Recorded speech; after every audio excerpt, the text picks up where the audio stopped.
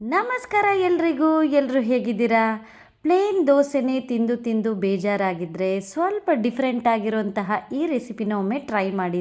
ಸಿಂಪಲ್ಲಾಗಿ ಮಾಡ್ಬೋದು, ಬೇಗ ಆಗೋವಂಥ ರೆಸಿಪಿ ಇಷ್ಟ ಆದರೆ ಸಬ್ಸ್ಕ್ರೈಬ್ ಮಾಡ್ಕೊಳ್ಳೋದನ್ನು ಮರಿಬೇಡಿ. ಒಂದು ಬೌಲ್ಗೆ ಒಂದು ಸಣ್ಣದಾಗಿ ಹೆಚ್ಚಿರುವಂತಹ ಈರುಳ್ಳಿನ ಹಾಕೋತಾ ಇದ್ದೀನಿ. ಒಂದು ಟೊಮೊಟೊನ ಸಣ್ಣದಾಗಿ ಹೆಚ್ಚಿಬಿಟ್ಟು ಹಾಕೋತಾ ಇದ್ದೀನಿ. ಸೌತೆಕಾಯಿನೂ ಕೂಡ ಸಣ್ಣದಾಗಿ ಹೆಚ್ಚಿಬಿಟ್ಟು ಹಾಕೋತಾ ಇದ್ದೀನಿ. ತಿರುಳು ಭಾಗನ ತೆಗೆದ್ಬಿಟ್ಟು ಹಾಕ್ಕೊಂಡಿದ್ದೀನಿ ಕಟ್ ಮಾಡಿ.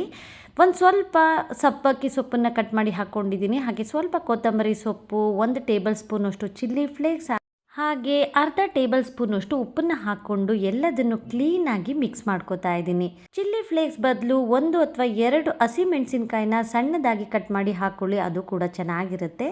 ಈಗ ಕಾದಿರುವಂತಹ ಹಂಚಿಗೆ 1 ಟೇಬಲ್ ಸ್ಪೂನಷ್ಟು ಎಣ್ಣೆನ ಹಾಕ್ಕೊಂಡು ಕ್ಲೀನಾಗಿ ಸುತ್ತ ಸರಕೊಂಡು ಇಟ್ಕೋತಾ ಇದ್ದೀನಿ. ಹಂಚು ಚೆನ್ನಾಗಿ ಕಾದಿದ ನಂತರ ಒಂದೇ ಒಂದು ಸೌಟ್ನಷ್ಟು ದೋಸೆ ಹಿಟ್ಟನ್ನು ಹಾಕ್ಕೊಂಡು ಲೈಟಾಗಿ ಸ್ಪ್ರೆಡ್ ಮಾಡ್ಕೋತಾ ಇದ್ದೀನಿ. ತುಂಬ ತೆಳುವಾಗಿ ಮಾಡ್ಕೊಳಕ್ಕೆ ಹೋಗ್ಬಿಡಿ, ಸ್ವಲ್ಪ ದಪ್ಪಕ್ಕೆ ಇರಲಿ.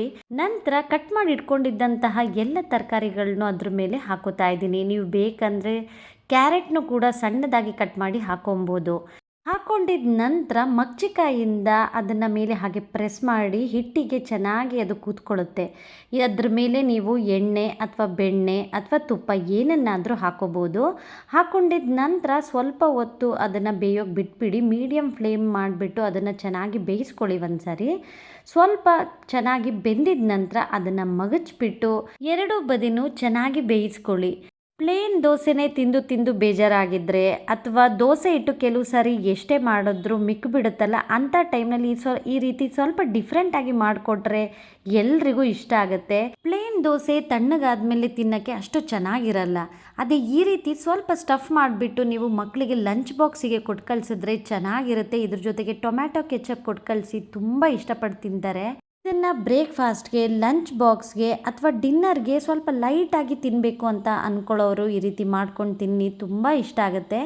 ಈ ಒಂದು ರೆಸಿಪಿ ಖಂಡಿತ ನೀವು ಒಮ್ಮೆ ಟ್ರೈ ಮಾಡಿ, ಹೇಗೆ ಬಂತು ಅಂತ ಕಮೆಂಟ್ನಲ್ಲಿ ತಿಳಿಸಿ. ಮಾಡೋದ್ರಲ್ಲೇ ಸ್ವಲ್ಪ ಡಿಫ್ರೆಂಟಾಗಿ ಮಾಡಿದ್ರೆ ಬಾಯಿಗೂ ರುಚಿ ಇರುತ್ತೆ, ಎಲ್ಲರೂ ಇಷ್ಟಪಟ್ಟು ಕೂಡ ತಿಂತಾರೆ. ಸಖತ್ತು ಈಸಿಯಾಗಿ ಕ್ವಿಕ್ಕಾಗಿ ಮಾಡ್ಕೋಬೋದಂತಹ ಈ ರೆಸಿಪಿ ನಿಮ್ಮೆಲ್ಲರಿಗೂ ಇಷ್ಟ ಆಗಿದೆ ಅನ್ಕೋತೀನಿ. ಇಷ್ಟ ಆಗಿದ್ದರೆ ಖಂಡಿತವಾಗ್ಲೂ ನನ್ನ ಚಾನಲ್ನ ಸಬ್ಸ್ಕ್ರೈಬ್ ಮಾಡ್ಕೊಳ್ಳಿ. ಹಾಗೆ ಫ್ಯಾಮಿಲಿ ಮತ್ತು ಫ್ರೆಂಡ್ಸ್ಗೆ ಶೇರ್ ಮಾಡೋದನ್ನು ಮರಿಬೇಡಿ. ಇದೇ ರೀತಿ ಸಿಂಪಲ್ ಆಗಿರುವಂತಹ ಇನ್ನೊಂದು ರೆಸಿಪಿಯೊಂದಿಗೆ ನಿಮ್ಮನ್ನು ಭೇಟಿ ಆಗ್ತೀನಿ.